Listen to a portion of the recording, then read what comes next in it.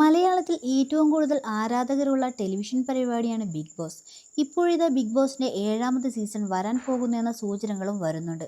അടുത്ത സീസണിലെ മത്സരാർത്ഥികളുടെ സാധ്യത പട്ടികയും സോഷ്യൽ മീഡിയയിൽ ചർച്ചയായിരിക്കുകയാണ്. അതിനിടയിൽ ബിഗ് ബോസിന്റെ 5ാം സീസണിലെ വിജയിയും സംവിധായകനുമായ അഖിൽ മാരാർ പറഞ്ഞ കാര്യങ്ങൾ വീണ്ടും ശ്രദ്ധേയമായിരിക്കുന്നു. മത്സരാർത്ഥികൾക്ക് ലഭിക്കുന്ന ശമ്പളത്തെക്കുറിച്ച് അഖിൽ സൂചിപ്പിച്ച സംശയങ്ങളാണ് പുറത്തു വന്നിരിക്കുന്നത്. ഒരു യൂട്യൂബ് ചാനലിന് അനുവദിച്ച അഭിമുഖത്തിലാണ് അദ്ദേഹം ഇക്കാര്യങ്ങൾ വ്യക്തമാക്കിയിരിക്കുന്നത്. ഞാൻ സംവിധായകനായും ചാനൽ ചർച്ചകളും സജീവമായി നിന്നിരുന്ന സമയത്താണ് ബിഗ് ബോസിൽ എത്തുന്നത്. മിക്ക ആളുകൾക്കും എന്നെ അറിയാമായിരുന്നു.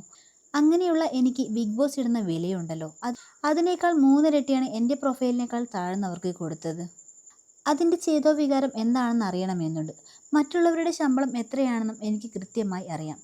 7 പേരടങ്ങുന്ന പാനലാണ് മത്സരാർത്ഥികളെ തിരഞ്ഞെടുക്കുന്നത്. ഇതൊരു ആരോപണമാണ്. അവർക്ക് വന്ന ബാങ്ക് സ്റ്റേറ്റ്മെന്റുകൾ പരിശോധിച്ചാൽ കൂടുതൽ കാര്യങ്ങൾ വ്യക്തമാകും, അഖിൽ മാരാർ പറഞ്ഞു. ബിഗ് ബോസിന്റെ 6ാം സീസണിനെ കുറിച്ച് അഖിൽ മാരാർ പറഞ്ഞ ചില കാര്യങ്ങൾ വൻ വിവാദമായിരുന്നു.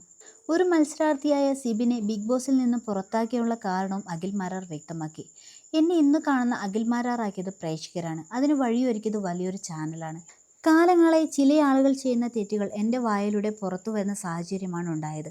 സീസൺ 6നെ കുറിച്ച് ഞാൻ പറഞ്ഞ കാര്യങ്ങൾ വിവാദമായിരുന്നു. സീസൺ 6ൽ മത്സരാർത്ഥികൾക്ക് വോട്ടിംഗ് ചെയ്യുന്നതിൽ കൃത്രിമമില്ല.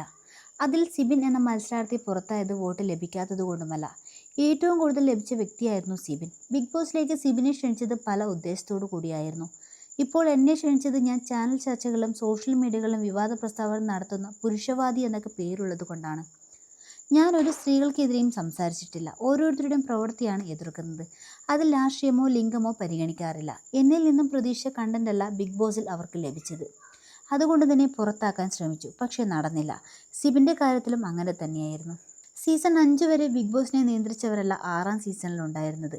നടത്തിപ്പുകാർ ഇനിയും ഷോയിലേക്ക് വരാൻ ആഗ്രഹിക്കുന്നവരുടെ ജീവിതം വശല്ലേ കളിക്കുന്നത്. ബിഗ് ബോസിൽ അവസരം കിട്ടാൻ പലർ വിട്ടുവീഴ്ചയും ചെയ്യാറുണ്ടെന്നും പറഞ്ഞിട്ടുണ്ട്. എന്നോട് പല ആളുകളും അതിനെക്കുറിച്ചും പറഞ്ഞിട്ടുണ്ട്. അവർക്ക് പരാതിയില്ല. ബിഗ് ബോസിൽ വരുന്ന മത്സരാർത്ഥി പൊതുവെ വീട്ടുകാരുടെ അഭിപ്രായം ചോദിച്ചിട്ട് വരുന്നവരല്ല എന്നും അഖിൽ കൂട്ടിച്ചേർത്തു.